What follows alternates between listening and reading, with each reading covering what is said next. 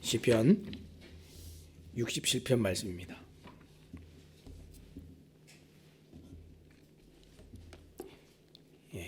1절부터 7절까지 다 찾으신 줄 알고 제가 봉독하겠습니다. 하나님은 우리에게 은혜를 베푸사 복을 주시고 그의 얼굴빛을 우리에게 비추사 주의 도를 땅 위에 주의 구원을 모든 나라에게 알리소서. 하나님이여 민족들이 주를 찬송하게 하시며 모든 민족들이 주를 찬송하게 하소서. 온 백성은 기쁘고 즐겁게 노래할지니 주는 민족들을 공평히 심판하시며 땅 위의 나라들을 다스리실 것임이니이다. 하나님이여 민족들이 주를 찬송하게 하시며 모든 민족으로 주를 찬송하게 하소서. 땅이 그의 소산을 내어 주었으니 하나님 곧 우리 하나님이 우리에게 복을 주시리로다. 하나님이 우리에게 복을 주시리니 땅의 모든 끝이 하나님을 경외하리로다. 아멘. 아멘. 오늘 우리가 또 시편 말씀 보게 되는데 오늘 시편 67편 말씀입니다. 오늘 우리가 하나님의 꿈을 노래하다라는 제목을 가지고 함께 말씀을 나누곤 합니다. 시편 67편은 이스라엘이 이 초막절, 장막절에 낭송하던 시편 중에 하나입니다. 이 초막절이 어떤 절기입니까? 애굽에서 탈출한 이스라엘이 40년 동안 아무것도 없는 광야에서 이 장막에 거주할 때 하나님의 은혜에만 의존해서 살았던 그것을 기념하고 잊어버리지 않기 위해서 절기로 삼은 것이 이 초막절이고 장막절입니다. 그래서 이 초막절에 낭송되던 시편 67편의 내용은 하나님의 구원과 그 은혜에 관한 이 노래입니다. 근데 이 시의 이 흐름을 보면 이렇습니다. 첫 번째는 구원이 하나님으로부터 시작돼서 오고 있다는 것을 보여주고요. 그리고 이 두 번째는 구원이 이 하나님으로부터 흐른 구원이 모든 민족으로 흘러가야 된다. 이렇게 얘기하고 있는 것이 이 시편의 주된 흐름입니다. 하나님으로부터 시작해서 모든 민족에게 이것이 전해지는 것. 그리고 특별히 이 말씀을 받은 이스라엘은 하나님으로부터 시작해서 모든 민족으로 전해지는 이 구원의 복음의 중간에 서 있습니다. 그래서 이 중간에서 전달자로서 또 제사장 나라로서의 역할을 하게 되는 이것이 선명하게 드러나고 밝혀지는 것이 시편 67편 말씀입니다. 결국 이 내용을 요약해 보면 어떻습니까? 이 시편 67편은 하나님과 이스라엘과 모든 민족으로 전해지고 확대되는 이 복에 관한 말씀이다. 이렇게 이해하면 전체적인 그림이 잘 그려질 것 같습니다. 온 땅과 모든 나라 위에 하나님의 구원이 임하고 또 모든 민족들이 이 하나님의 이 은혜들을 구원을 행하심들을 찬양하게 되는 것. 이것이 하나님께서 정말 꿈꾸시는 꿈이 아니겠습니까? 그래서 오늘 제목을 하나님의 꿈을 노래하다라는 제목으로 한번 잡아보았습니다. 자, 세상을 향한 하나님의 뜻과 그 시선이 잘 담겨 있는 시편인데 먼저 우리가 이 1절 말씀부터 함께 보도록 하겠습니다. 1절입니다. 하나님은 우리에게 은혜를 베푸사 복을 주시고 그의 얼굴빛을 우리에게 비추사 이렇게 얘기했습니다. 2절까지 읽겠습니다. 주의 도를 땅 위에 주의 구원을 모든 나라에게 알리소서. 지금 1절과 2절의 말씀을 요약하면 세상 만민이 복을 받게 해주십시오 하는 기도입니다. 그러면 그 복을 받게 해주십시오. 누구에게 기도하고 그럼 이 복이 어디에서 흘러오고 있습니까? 1절 말씀에 보니까 뭐라고 했습니까? 하나님은 우리에게 은혜를 베푸사 복을 주시고 이렇게 얘기했습니다. 하나님이 은혜를 주시고 하나님이 복을 주시는 주체가 된다. 성경이 우리에게 그렇게 가르쳐주고 있습니다. 지금 이 예전 성경에 개역 성경에는 이 대목이 뭐라고 되어 있냐면 하나님은 우리를 긍휼히 여기사 복을 주시고 이렇게 되어 있습니다. 은혜를 주시고 되어 있던 대목이 긍휼히 여기시고 이렇게 되어 있습니다. 여러분 긍휼이 무슨 뜻을 가지고 있습니까? 여러 가지로 이제 우리가 의미를 생각해 볼 수 있는데 자비, 연민, 또 사랑, 또 은혜, 또 충성과 성실의 사랑을 다 담은 헤세드 뭐 이런 게 다 지금 긍휼로 표현되어 있는 이 표현들입니다. 근데 우리가 제일 먼저 긍휼 그러면 어떤 느낌인가 이미지가 제일 먼저 떠오르십니까? 불쌍히 여기는 마음들. 이게 긍휼 아닙니까? 우리가 언제 불쌍히 여기는 마음들이 생깁니까? 누구를 보면 불쌍한 마음들이 생깁니까?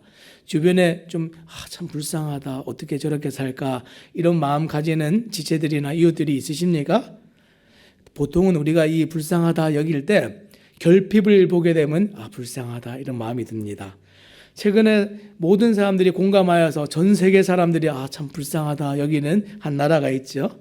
아프가니스탄 이 지금 사태가 나면서 지금 난민들이 막 발생하면서 사람들이 아이고 우리가 멀리 떨어져 있지만 저 사람들을 어떻게 할까, 우리가 기도하기도 하고 이 불쌍한 마음들을 가집니다. 결핍이 일어나서, 결핍이 일어난다는 게 무슨 얘기입니까? 지금 마땅히 있어야 되고 온전히 있어야 되는 것들이 없어서 사람이 사람답게 살지 못하는 일들을 볼 때 참 불쌍하다 이런 마음들을 우리가 가지게 됩니다. 그런데 하물며 사람을 조성하시고 지으신 하나님께서 세상을 보고 우리를 볼 때 목적대로 지으신 대로 만드신 그대로 살지 못함을 볼 때 온전하지 않다, 참 불쌍하다 하는 마음이 누구보다 크시지 않겠습니까? 사람을 보시는 하나님께서, 사람을 계획하고 지으신 하나님께서 사람이 지으신 목적대로 사람답게 살지 못함을 보시고 긍휼히 여기십니다. 그래서 이 긍휼히 여기심으로 다시 이것들을 회복시키시고 온전하게 하고 다시 하나님께서 채워주시기를 원하시는 것, 이게 은혜입니다.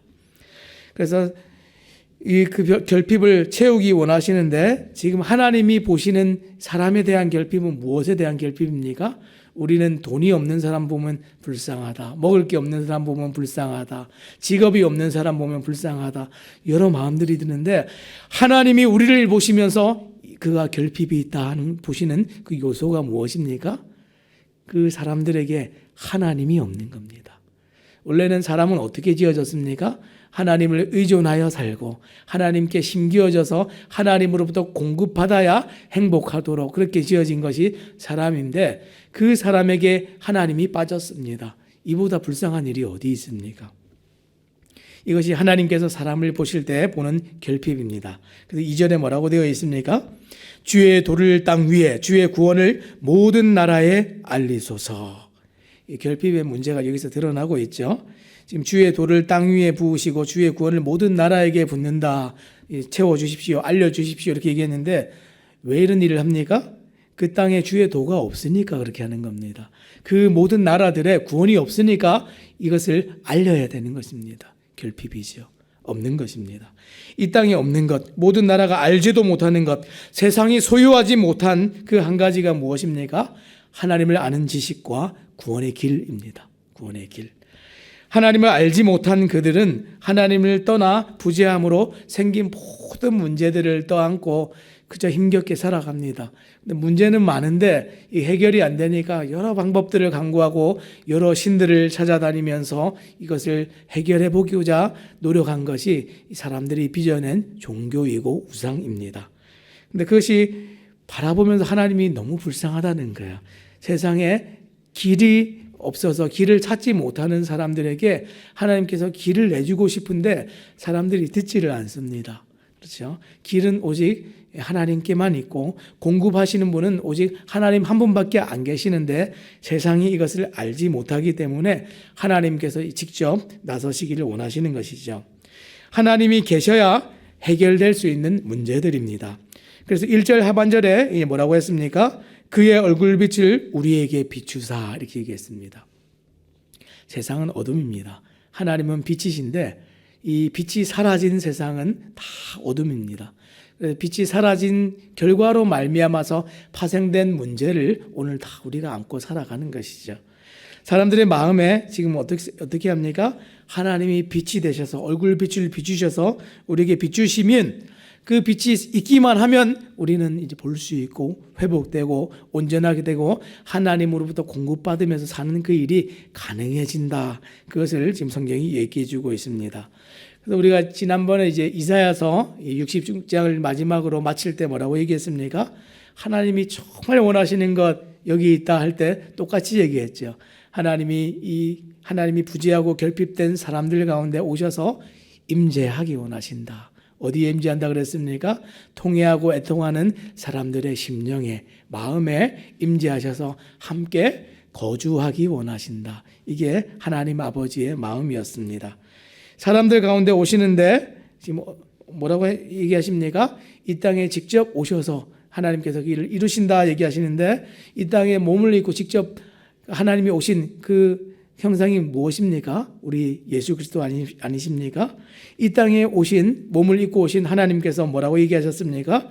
이 요한복음 14장 6절 말씀이 이렇게 얘기했습니다.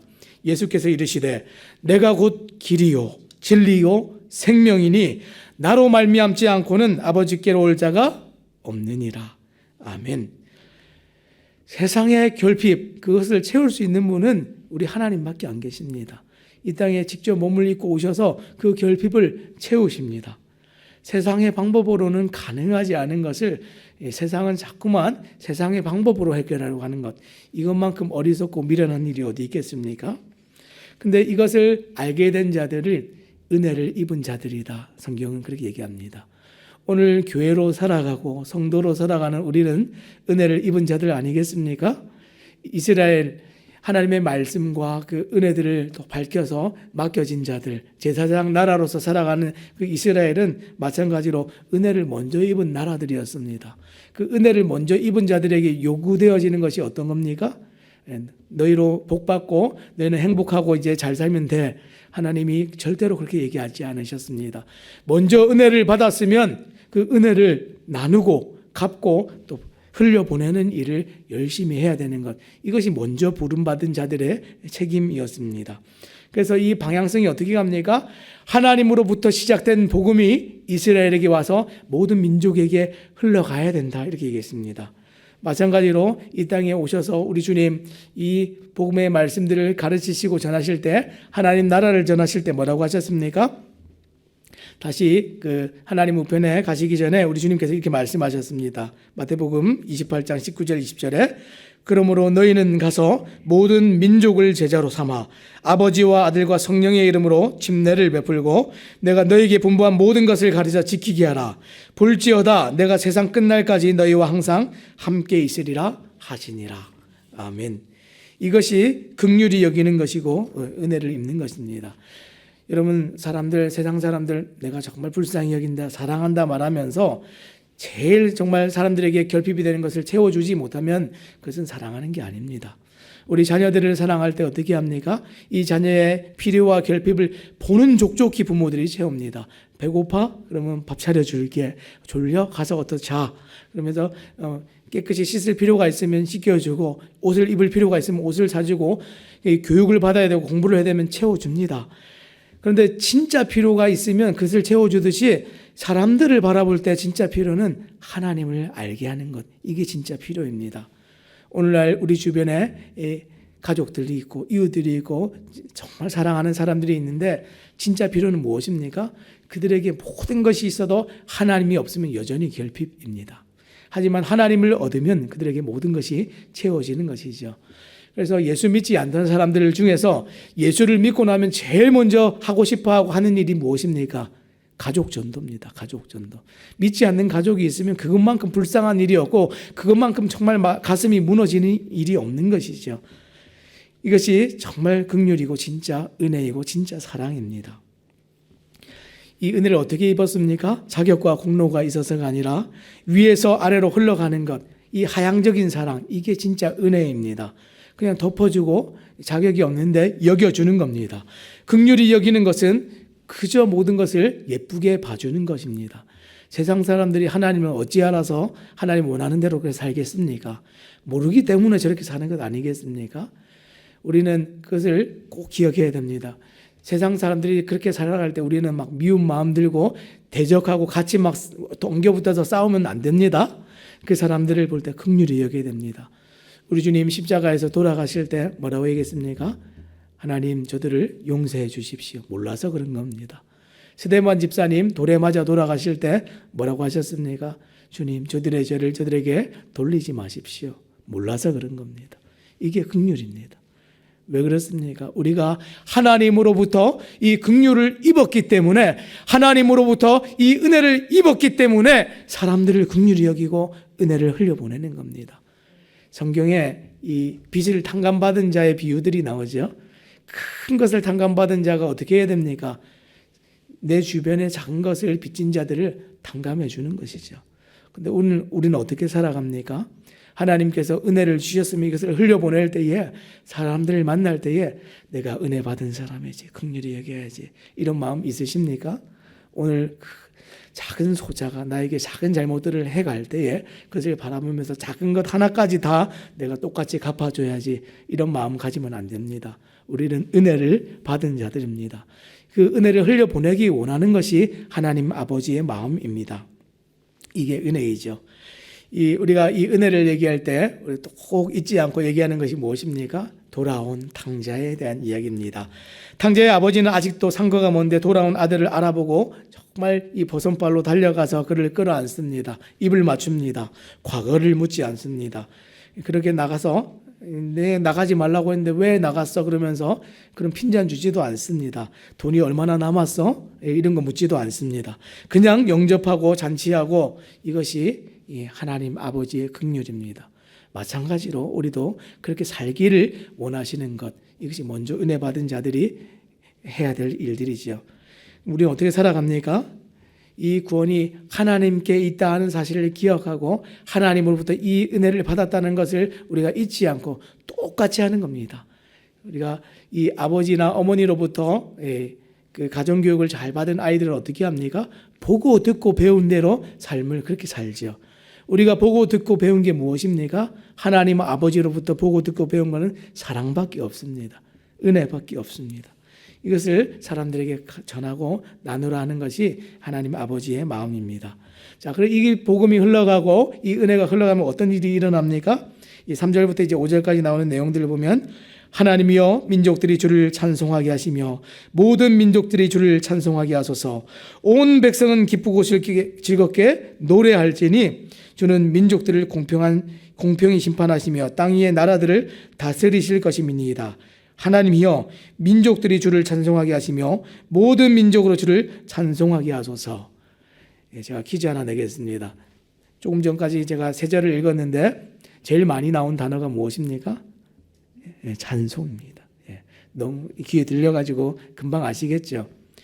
근데 누가 찬송합니까? 모든 민족들이 찬송하게 하소서. 이게 진짜 이 시편의 핵심입니다. 오늘 이 시편 67편이 정말 원하는 것, 하나님이 꿈꾸는 것, 이 시를 통해서 대신 노래하고 있는데 뭡니까? 모든 민족이 하나님의 긍휼과 이 은혜를 알아서 이것을 기뻐하고 찬양하는 날이 왔으면 좋겠습니다. 하나님, 이것을 함께 공유해서 함께 노래하는 겁니다. 이 주를 찬송하고 있는 근거가 무엇입니까? 하나님의 공의입니다. 하나님의 공의. 이 하나님의 공의에 대한 설명은 뒤에 나오는 심판이 잘 말해주고 있습니다. 이 심판은 이 믿음에 대한 심판과 믿지 않는 것에 대한 지금 심판이 있다 하는 것입니다.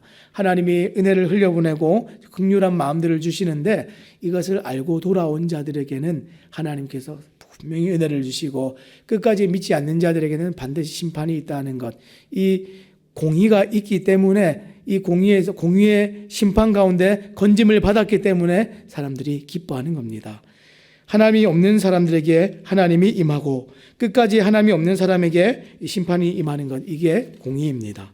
여기서 모든 민족은 하나님을 믿지 않는 지금 불신자들을 지금 의미하고 있는데 이 모든 민족들이 왜 기뻐합니까? 죽을 뻔하다 살았기 때문에 기뻐하는 겁니다. 세상의 왕들은 이 세상을 다스릴 때 어떻게 다스립니까? 불의로 세상을 다스립니다. 그런데 자신의 이해관계를 가지고 무지와 편견으로 정의를 행하지 못하고 살아가는데 불의로 세상을 다스리면 어떤 일이 있습니까? 반드시 불공정함 때문에, 잘못된 이 다스림 때문에 억울한 사람이 속출하고 나옵니다. 여러분, 이 정말 알았으면 억울한 일 당하지 않았는데 누군가 알려주지 않아서 억울한 일 당하는 것보다 더 억울한 게 있습니까? 근데 세상 그 억울한 것보다 가장 억울한 것은 이 복음을 맡은 자들이 이 은혜를 입었음에도 불구하고 알았음에도 불구하고 입을 다물고 있었을 때, 말해줄 수 있었는데 말해주지 않았을 때, 말만 해줬어도 내가 믿을 수 있었고 말만 해줬어도 내가 정말 죽지 않을 수 있었는데 말해주지 않아서 내가 죽게 되었을 때 이것보다 억울한 일이 어디 있겠습니까? 오늘 우리에게 주신 하나님의 이 책무와 책임들을 기억하시기 바랍니다.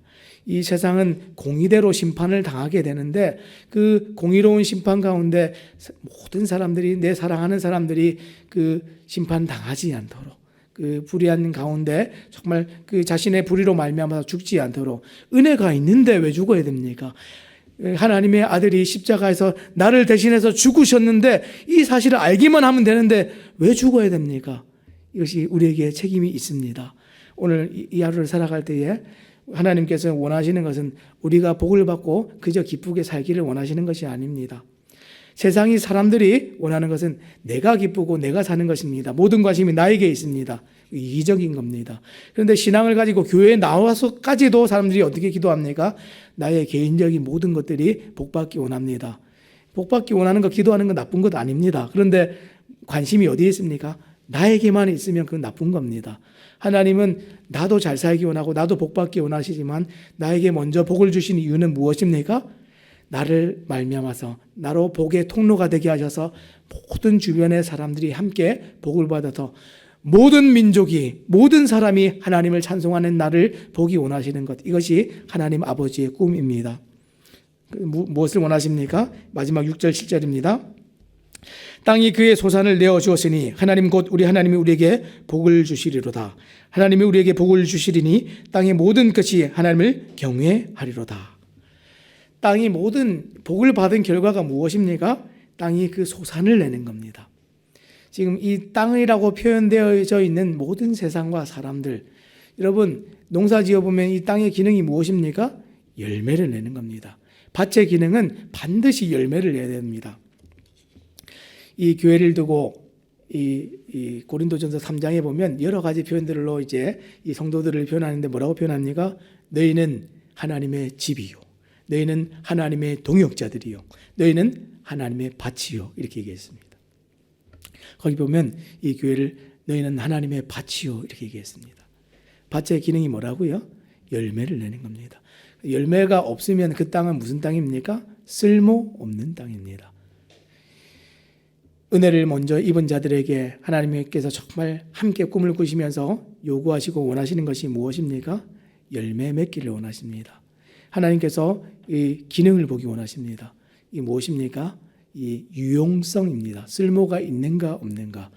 종에게 있어서 가장 평가받는 것은 이 종이 쓸모 있는 종인가 쓸모없는 종인가입니다. 어저께도 우리가 무익한 종과 유익한 종에 관한 얘기들을 들었었는데, 하나님께서 모든 은혜를 먼저 잊고 믿는 자들에게 평가하시는 것은 유용성입니다.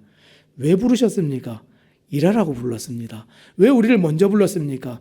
먼저 이 은혜를 입어서 맛보고 소문내라고, 전하라고 우리를 먼저 불렀습니다. 사랑하는 여러분, 이 하루를 살아갈 때에 먼저 불러주신 은혜도 감사하고 기쁘지만 아브라함을 먼저 불러주셔서 그에게 하나님이 복인 만큼 그 자신이 존재 자체가 복의 통로, 복이 되게 하신 이유는 흘려보내라고 그렇게 불러주신 것입니다. 오늘 우리도 하나님을 알고 불러주셔서 살게 하심은 오로지 내 삶에만 함몰돼서 살라고 불러주신 것이 아니라 이제는 세상과 다르게 하나님이 있어서 넉넉하게 공급받은 것들을 그저 흘려보내고 나누고 넘쳐나게 해서 정말 세상이 복받게 하는 그 일에 우리를 불러주신 줄로 믿습니다. 하나님의 꿈을 노래하는 일들 오늘 우리에게 있기를 원합니다. 나를 통해서 내 삶 가운데 그 노래가 있어서 하나님이 함께 우리를 기뻐하시고 우리의 전생애가 하나님이 기뻐하시는 그런 삶으로 드려지기를 우리 주님의 이름으로 부탁드립니다. 기도하겠습니다.